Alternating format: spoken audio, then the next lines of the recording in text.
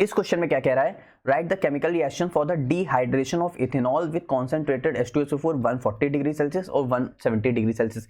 अच्छा एक बात बताना, यहाँ पे 140 और ये रहा हमारे पास 170, 273 इसमें प्लस करो और 273 इसमें प्लस करो, यानी यहाँ पे कितना हो जाएगा 3, 4 7 11 हासिल गया 1, यानी 413, यानी 413 केल्विन।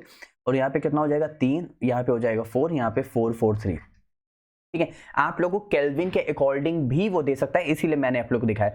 अगर कम केल्विन है, कम डिग्री सेल्सियस है, तो ध्यान रखना हमेशा क्या बनाएगा एस्टर, क्या बनाएगा ईथर, क्या बनाएगा ईथर। एस्टर तो क्या होता है हमारे पास C double bond O, O C और C, इस तरह एस्टर होता है।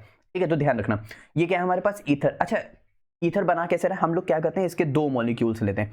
हमारे पास क्या है इथेनॉल, ये रहा हमारे पास इथेनॉल, इथेनॉल क्या है CH3 CH2 OH, हम लोग इसके दो मॉलिक्यूल्स लेते हैं। तो यहाँ से क्या है देखो CH3 CH2, यहाँ से बचा सिर्फ ऑक्सीजन, यहाँ पे आ जाता है, फिर इसी के दो मॉलिक्यूल वापस से अटैच हो जाते हैं CH2 CH3 के साथ। तो इस तरह C2H5 C2H5 O C2H5 लिख सकते हैं।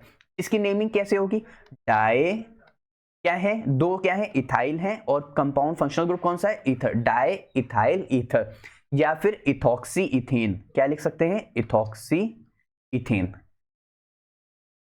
ठीक है, इतनी बात क्लियर हो गई। ठीक है, अब यहाँ पे क्या कर रहे हैं इसके दो मॉलिक्यूल्स ले रहे हैं। कॉन्सेंट्रेटेड H2SO4 का हमेशा रूल ही यही है कि वो हमेशा क्या करेगा वाटर का रिमूवल। कॉन्सेंट्रेटेड H2SO4 का हमेशा रूल क्या है, हमेशा क्या करेगा वाटर का रिमूवल ही होगा और कुछ होगा ही नहीं।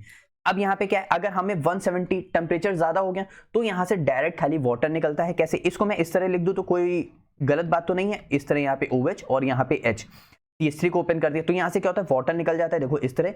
तो अब यहाँ पे कार्बन की वैलेंसी खाली हो गई तो डबल बॉन्ड आ जाता है, तो क्या बनेगा C2H4 यानी C2H2 डबल बॉन्ड, क्या बन रहा है एल्कीन यानी इथीन, क्या बनेगा एल्कीन यानी इथीन।